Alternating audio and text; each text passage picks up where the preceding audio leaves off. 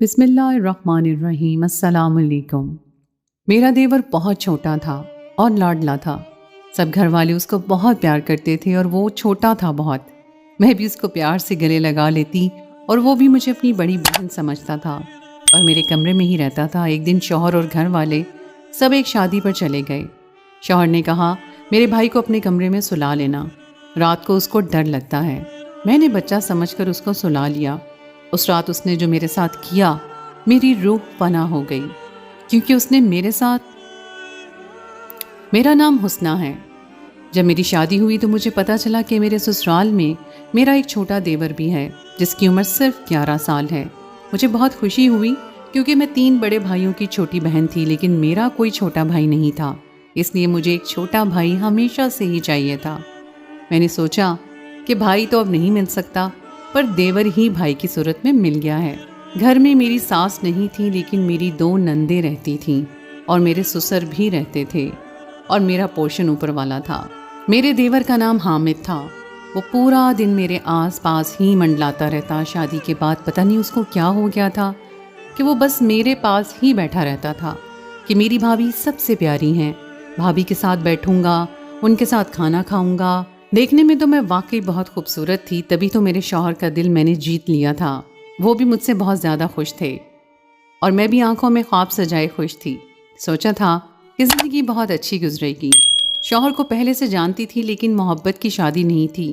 دراصل ہم ایک ہی کالج میں پڑھتے تھے، وہیں پر شوہر نے مجھے پسند کر لیا اور اس کے بعد رشتہ بھیج دیا۔ وہ کہتے تھے کہ میری طرف سے یہ پسند کی شادی ہے اور تم مجھے بہت اچھی لگتی ہو۔ ہمیشہ میرے گھر والوں کی عزت کرنا، ان کا خیال رکھنا، اور میرے چھوٹے بھائی میں تو میری جان بستی ہے۔ میں ساری زندگی باہر کے ملک رہا ہوں، اپنے گھر والوں کے ساتھ زیادہ وقت نہیں گزارا ہے۔ جب میں واپس آیا تو چھوٹا حامد 7 سال کا ہو چکا تھا۔ اس کے بعد تو میں واپس آیا ہوں۔ 7 سال کے بعد میں نے اس کو دیکھا ہے۔ وہاں پر بری طرح میں پھنس گیا تھا، اس لیے فیملی کے ساتھ رہنا چاہتا ہوں۔ ساری زندگی ان سے دور دور ہی رہا ہوں، پڑھائی کے سلسلے میں تو پھر نوکری کے سلسلے میں۔ بس اب خاندان کے ساتھ رہنا چاہتا ہوں، تم بھی میری فیملی ہو اور یہ سب بھی۔ اس لیے ان سے کوئی جھگڑا نہ کرنا۔ میں تو اپنا گھر بسانے کے لیے آئی تھی اور دل میں یہ خواہش تھی کہ سب کے ساتھ اچھے طریقے سے رہوں گی۔ میں کوئی کھانے کی چیز بناتی تو سب سے پہلے حامد کو دیتی تھی، وہ بھی بہت خوش ہوتا تھا۔ کبھی کبھی میرے لیے باہر سے کوئی چیز بھی لے آتا، اتنا پیار آتا مجھے اس پر کہ کبھی میں اسے گلے بھی لگا لیتی تھی اور پیشانی پر بوسہ بھی دیتی تھی۔ ہم لوگ جب کبھی گھر سے کہیں باہر جاتے تو وہ بہت بے چین ہو جاتا تھا۔ ایک دفعہ میں میکے رہنے کے لیے گئی، میرا میکا دور نہیں تھا، اس لیے 2-3 دن رہنے کے بعد واپس آ گئی۔ واپس آئی تو حامد روتا ہوا میرے گلے لگ گیا، کہنے لگا کہ آپ کی بہت یاد آئی ہے۔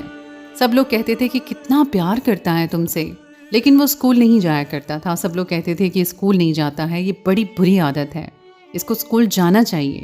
وہ کہتا تھا کہ میرا پڑھائی میں دل نہیں لگتا، لیکن میرا شوہر کہتا تھا بنا بنایا کاروبار ہے، اس کو کاروبار سمجھا دیں گے، اپنا کام کرے گا۔ پڑھائی تو انہوں نے کرنی ہوتی ہے جنہوں نے نوکری کرنی ہوتی ہے، اس کو کیا ضرورت ہے۔ میں نے اتنی محنت اس لیے کی ہے کہ کم سے کم میرا بھائی تو بیٹھ کر کھا سکے۔ اس لیے وہ سب کا لاڈلا بھی تھا اور خاصا بگڑا ہوا بھی تھا، لیکن کبھی کبھی تو اپنی بڑی بہنوں کے ساتھ بدتمیزی بھی کرتا تھا، لیکن میرے ساتھ ہمیشہ عزت سے پیش آتا تھا۔ ایک دفعہ میری نند کے ساتھ تھوڑی سی بحث ہو گئی تو اس نے اپنی بہن کو ہی باتیں سنائی۔ اس نے کہا کہ باتیں تو آپ ایسے کر رہی ہو کہ کھانے میں نمک زیادہ کر دیا ہے، جیسے تم بڑا اچھا کھانا بناتی ہو۔ ابھی بھابھی کے آنے سے پہلے جو تم نے بریانی میں رنگ بھرے تھے اور سارے خاندان والوں کا پیٹ خراب ہو گیا تھا، وہ بھی سب کو یاد ہے۔ 1000 روپے کی بریانی کے لیے 5000 کا خرچ ہو گیا تھا۔ میں زیر لب مسکرا دی اور میری نند نے اسے ڈانٹنا شروع کر دیا کہ کتنا بدتمیز ہو گیا ہے یہ۔ وہ اسی طرح میرا ساتھ دیتا تھا اور ایک طرح سے ہماری ٹیم سی بن گئی تھی۔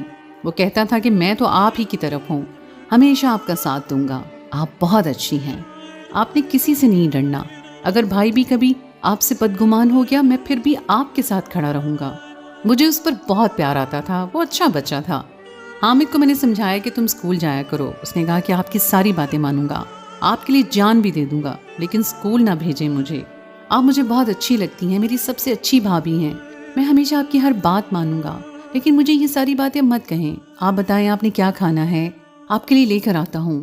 آپ سمجھیں کہ میں آپ کا غلام ہوں، لیکن اسکول نہیں جاؤں گا۔ میں نے کہا ٹھیک ہے، جیسے تمہاری مرضی۔ ایک پڑھا لکھا انسان جب کاروبار کرتا ہے تو اس کا اور سٹائل ہوتا ہے، اور ان پڑھ انسان جب کاروبار کرتا ہے تو وہ کاروبار پڑھے لکھے انسان کی طرح نہیں کرتا ہے۔ बस इतना याद रखना।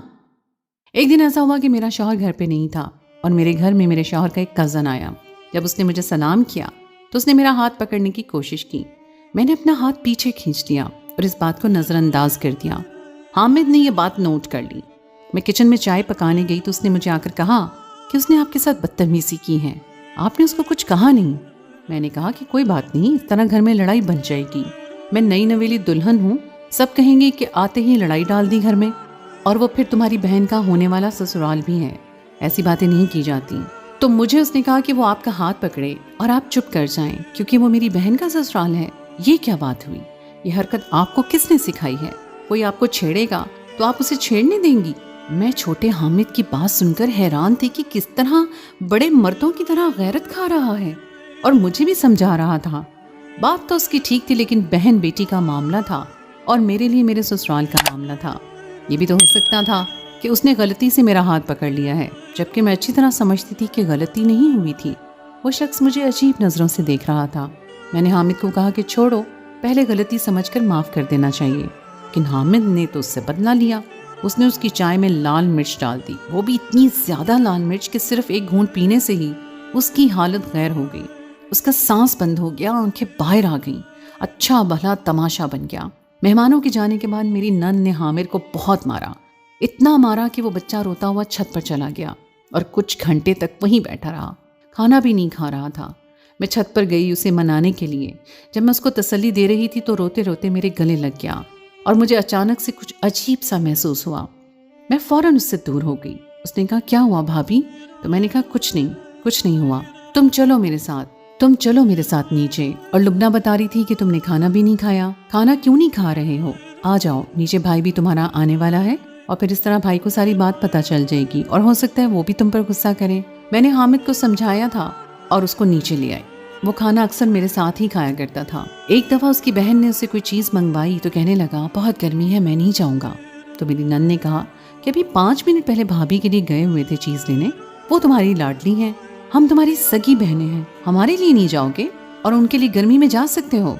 तो हामिद ने कहा कि उनके लिए तो मैं कहीं भी जा सकता हूँ, तुम लोगों के लिए तो मैं गली की नुक्कड़ तक भी नहीं जाऊँगा। उसकी बहनें तो और भी ज़्यादा चढ़ गईं और मैं भी हैरान होगी कि कैसे मेरे लिए अपनी बहनों से लड़ाई कर रहा है। कल को वो कहेंगी कि इसी ने इसको कोई पट्टी पढ़ाई है। मैंने उसको समझाया, लेकिन वो कोई बात समझता ही नहीं था। वो बहुत ज़्यादा ज़िद्दी था। एक दिन मेरे ससुर और शौहर को रात के लिए घर से कहीं जाना पड़ रहा था। मेरे शौहर ने कहा कि हामिद को अपने कमरे में सुला लेना, वो अकेला सोने से डरता है। बहनें भी शादी में जा रही थी, वो उसे देर से आएंगी।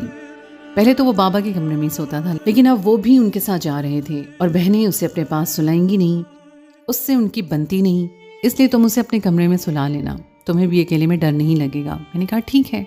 जब रात हुई तो मैंने उसको कहा कि आ जाओ, कमरे में सोने का वक्त हो गया है। हामिद मेरे कमरे में आकर सो गया। शादीशुदा थी, अभी अभी कमरा सेट हो रहा था। मेरे कमरे में 2 ही सोफे थे जिन पर कोई सो नहीं सकता था। ज़ाहिर है उसने बेड पर ही सोना था। मैंने भी बच्चा समझकर उसे अपने शौहर की जगह पर सुला दिया और खुद भी करवट लेकर सो गई। लेकिन थोड़ी देर के बाद उसका हाथ अपने हाथ में महसूस किया और कहा कि ये क्या कर रहे हो? तो उसने कहा कि कुछ नहीं कर रहा हूँ, आप मुझे बहुत अच्छी लगती हैं। और अचानक से ही वो पटरी से उतर गया, बुरी और फजूल बातें करने लगा। मैं सुनकर हैरान रह गई। उसने ऐसी ऐसी बातें करना शुरू कर दी कि मैं शर्म से पानी हो गई। मैंने कहा कि किस किस्म की बातें कर रहे हो? क्या हो गया है तुम्हें? कहाँ से सुनी है तुमने ये सारी बातें? कहने लगा कि बहुत जगह से सुनी है और आपके लिए ही बचा कर रखी हुई थी। वो तो मुझसे ऐसे बात कर रहा था जैसे वो बच्चा नहीं कोई जवान मर्द है। और फिर उसने मेरी इज्जत पर हमला किया। उसने कहा कि मैं कोई 11 साल का छोटा बच्चा नहीं हूँ, मेरी उम्र 15 साल है। भाई तो बाहर के मुल्क होता था, उसे क्या पता कि मेरी उम्र क्या है। ये तो मेरा कद नहीं बढ़ रहा, मेरे अंदर बच्चों वाला कुछ नहीं है। मैं बच्चा समझकर माँ बनने की मुझे बच्चा समझकर माँ बनने की कोशिश मत करो। तुम मुझे अच्छी लगती हो। तुम्हें क्या लगता है तुम्हारे लिए सब कुछ क्यों कर रहा था? तुम्हारे लिए अपनी बहनों से लड़ाई कर रहा था, तुम्हारे लिए धूप में अपना मुंह जलाने के लिए निकल जाता था क्योंकि तुम मुझे अच्छी लगती थी। मैंने कहा कि तुमसे ये उम्मीद नहीं थी, मैंने तुम्हें अपना छोटा भाई समझा और तुम तो भाई क्या इंसान कहलाने के भी काबिल नहीं हो। मैं सारे घर वालों को बता दूंगी। उसने कहा कि हाँ बता दो, सारे घर वालों को, कोई भी तुम पर यकीन नहीं करेगा क्योंकि मैं कहूँगा तुमने ही मुझे बरगलाने की कोशिश की है। मैं हैरान और परेशान रह गई। उसने गुलदान उठाकर मेरे सर पर दे मारा और मैं नींद बेहोश हो गई।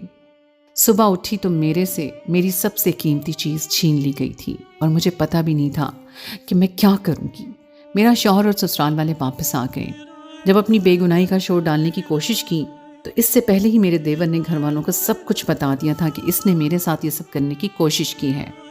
میرا شوہر مجھ سے بدگمان ہو چکا تھا، سب مجھ پر بری بری باتیں کر رہے تھے اور نندوں کی تو زبان ہی نہیں رک رہی تھی۔ جب میں نے اپنے شوہر سے کہا کہ اس نے یہ سب کچھ کیا ہے، اس دن بھی اس نے مجھے گلے لگایا تھا تو یہ مجھے ایسے گلے لگا رہا تھا جیسے آپ مجھے گلے لگاتے ہیں۔ میرے شوہر نے میرے منہ پر تھپڑ دے مارا اور کہا کہ ایک تو کسی کے ساتھ منہ کالا کیا ہے میری غیر موجودگی میں، اور اب میرے بھائی پر الزام لگا رہی ہو۔ ارے تم جیسی لڑکیاں ایک مرد کے سہارے نہیں رہ سکتی۔ خوبصورت ہونا اپنی خوبصورتی پر بڑا غرور ہوتا ہے، جب آئینہ دیکھتی ہو تو سوچتی ہو کہ ایک مرد کے سہارے کیسے رہوں گی۔ یہ خوبصورتی تو باقی مردوں میں بھی بانٹ دینی چاہیے، اور بھی چاہنے والے مل جائیں گے، اور تمہیں جب کوئی اور نہیں ملا تو تم نے میرے چھوٹے بھائی کو استعمال کیا۔ اس بیچارے بچے کے دماغ پر کیا اثر پڑا ہوگا ان باتوں کا؟ تم نے اسے وقت سے پہلے جوان کر دیا، اس کی زندگی برباد کر دی تم نے۔ تم جیسی عورت کو پتہ نہیں میں نے کیسے اپنے نکاح میں لے لیا۔ تمہیں تو بازار میں بٹھا دینا چاہیے، نکل جاؤ میرے گھر سے۔ میرے شوہر نے بہت بڑی بڑی باتیں کر دیں۔ میں اس کے قدموں میں بیٹھی تھی، لیکن اس کے بعد میں اس کے قدموں سے اٹھ گئی، کیونکہ اس نے ہر حد پار کر دی تھی۔ بنا سمجھے، بنا جانے، بنا کسی صفائی کے اس نے وہ بات مان لی جو میرے دیور نے کہی تھی، اور مجھے میرے شوہر نے گھر سے نکال دیا۔ میں اپنے ابو کے گھر چلی گئی۔ ماں باپ بیٹی والے تھے، وہ کیا کر سکتے تھے؟ ان کی اور 5 بیٹیاں تھیں، گھر میں ہی رہنے لگی۔ شوہر تو چھوڑ کر کیا گیا، واپس آیا ہی نہیں، یہاں تک کہ بات کرنے کے لیے بھی نہیں۔ میرے بابا نے کہا کہ بات تو کرو بیٹھ کر، اس بات کا حل نکالتے ہیں۔ تو شوہر نے کہا کہ آپ اپنی بیٹی کو اپنے پاس ہی رکھیں۔ کچھ دن کے بعد مجھے پتا چلا کہ میں حاملہ ہوں، لیکن مجھے یہ پتہ نہیں تھا کہ یہ بچہ میرے دیور کا ہے یا میرے شوہر کا۔ میری زندگی برباد ہو گئی تھی، میں کہیں کی بھی نہیں رہی تھی۔ مجھے لگتا تھا کہ میں اس دنیا کی سب سے بری قسمت کی لڑکی ہوں، اور میرے ساتھ اس دنیا کا سب سے بڑا ظلم ہوا ہے۔ میرے گھر والوں کو تو میں نے ساری بات بتائی تھی، وہ بھی مجھے ہی باتیں سنانے لگے کہ تم اتنی بے وقوف ہو، تمہیں پتہ نہیں چلا؟ عورت کو تو پتہ چل جاتا ہے کہ مرد اس کے بارے میں کیا سوچ رہا ہے۔ میں نے کہا کہ میں تو اس کو بچہ ہی سمجھتی رہی تھی، مجھے کیا پتا تھا؟ میرا شوہر مجھ سے کوئی بات ہی نہیں کرتا تھا۔ میں اسے فون کرتی تھی، میسج کرتی تھی، اس کو وائس میسج کرتی تھی، روتی تھی، لمبے لمبے 10 منٹ کے میسج بھیجتی تھی، لیکن وہ مجھے جواب نہیں دیتا تھا۔ میں نے اسے کہا کہ ایک نہ ایک دن تو تمہیں پتہ چل جائے گا، لیکن پھر میں تمہارے ساتھ واپس نہیں آؤں گی، کیونکہ تب تک بہت دیر ہو جائے گی۔ رشتوں کو اتنا مت الجھاؤ کہ پھر تم سلجھا نہ سکو۔ لیکن میرا شوہر جواب ہی نہیں دیتا تھا۔ پھر اس نے میرا میسج سننا بھی چھوڑ دیا۔ میرا 8واں مہینہ چل رہا تھا جب ایک دن میرا شوہر گھر آیا۔ اسے دیکھ کر میں حیران رہ گئی کہ جو شخص پچھلے 8 مہینے سے میرے میسج کا جواب نہیں دے رہا تھا، آج میرے گھر میں سر جھکائے کھڑا تھا۔ اس نے میرے بابا سے کہا کہ مجھے اکیلے میں بات کرنی ہے۔ میں نے کہا کہ کیا بات کرنی ہے، کیوں آئے ہو اب یہاں پر؟ بابا نے ہمیں اکیلا چھوڑ دیا، اور پھر اس نے مجھے ایک ایسی بات بتائی کہ میں حیران رہ گئی۔ اس نے کہا کہ تمہارے جانے کے بعد ہمارے گھر میں بہت عذاب آئے ہیں۔ کہتے ہیں کہ جس گھر میں کسی مظلوم کے آنسو کسی مظلوم پر تہمت لگائی ہو تو پھر وہ گھر برباد ہو جاتا ہے۔ میری بہن کو طلاق ہو گئی ہے، اس کا نکاح ہوا تھا، لیکن ان لوگوں نے طلاق دے دی، جبکہ وہ ابھی تک رخصت بھی نہیں ہوئی تھی۔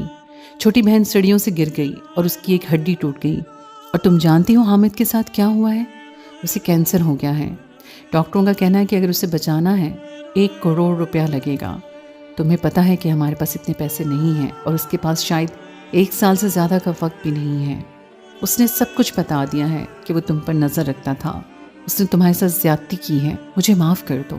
میں نے تم پر بھروسہ نہیں کیا، تمہیں بہت برا بھلا کہا، اپنے بھائی کی محبت میں اندھا ہو گیا تھا، سمجھتا تھا کہ وہ تو بچہ ہے، لیکن آج کل کوئی بچہ نہیں ہوتا، مجھے معاف کر دو۔ وہ چارپے پہ پڑ گیا ہے، چھوٹا سا بچہ ہے، دن رات روتا رہتا ہے، کہتا ہے کہ میری زندگی برباد ہو گئی کیونکہ میں نے کسی کی زندگی برباد کی ہے۔ میں نے اپنے شوہر سے کہا کہ میں تو وہی ہوں جس کو تم بازار میں بٹھانا چاہتے تھے، آج اپنے گھر واپس لے جانے کے لیے آ گئے ہو۔ میرے شوہر کی آنکھوں میں آنسو تھے۔ اس نے کہا کہ مجھے معاف کر دو، مجھ سے غلطی ہو گئی۔ میں نے کہا کہ اللہ بھی کہتا ہے کہ کوئی فیصلہ کرنے سے پہلے تحقیق کر لو، کم سے کم تم پوچھ تو لیتے مجھ سے۔ تم نے مجھے صفائی پیش کرنے کا موقع بھی نہیں دیا، اور جب میں نے تمہیں فون پر بتایا تھا کہ میں ماں بننے والی ہوں تو تم نے کیا کہا تھا؟ تم نے یہ کہا کہ یہ بچہ میرا نہیں ہے، اس کو گرا دو۔ اب اس بچے سمیت میں تمہیں قبول کیسے ہو سکتی ہوں؟ مجھے طلاق نامہ بھیج دینا اس بچے کی پیدائش کے بعد۔ نہیں تو مجھے تم پر خلا کا کیس کرنا پڑے گا۔ میں نے کہا اور وہاں سے میں چلی گئی۔ میرا شوہر مجھے پکارتا رہ گیا لیکن میں نے پلٹ کر نہیں دیکھا۔ کتنے زخم لگائے تھے اس نے میرے دل پر۔ جب بھروسہ ہی نہ کرے کوئی آپ پر تو پھر پیچھے کیا رہ جاتا ہے۔ میں اپنے کمرے میں آ گئی اور دروازہ بند کر دیا۔ وہ میرے بابا کے ساتھ کوئی بات کرتا رہا۔ اس کے بعد 3-4 دفعہ گھر آیا۔ میں نے بابا کو کہہ دیا کہ میں اس کے ساتھ نہیں جاؤں گی اور یہ میرا آخری فیصلہ ہے، آپ لوگوں پر بوجھ نہیں بنوں گی، اپنے اور اپنی اولاد کے لیے خود ہی کچھ کر لوں گی۔ بابا نے کہا کہ ایسی بات کیوں کرتی ہو، ہم کیا مر گئے ہیں؟ جیسا تم کہو گی ویسا ہی ہوگا۔ اللہ نے مجھے ایک پیاری سی بیٹی دی۔ ویسے تو میرا بھی اس معاشرے میں بہت ہی برا حال ہوا تھا، لیکن میں اپنی بیٹی کو بہادر بناؤں گی، یہی سوچ کر میں نے اسے دل سے لگا لیا۔ بیٹی کی پیدائش کے بعد شوہر پر خلا کا کیس کر دیا اور اس سے طلاق لے کر اپنے گھر میں رہنے لگی۔ گھر میں ٹیوشن پڑھاتی تھی، پھر آہستہ آہستہ اور کام بھی کرنے لگی۔ پھر جب بچی بڑی ہو گئی تو ایک آفس میں جاب کر لی۔ اب اپنی بیٹی کے ساتھ رہتی ہوں، اس کا خیال رکھتی ہوں۔ میرا دیور ابھی بھی اسی دنیا میں ہے۔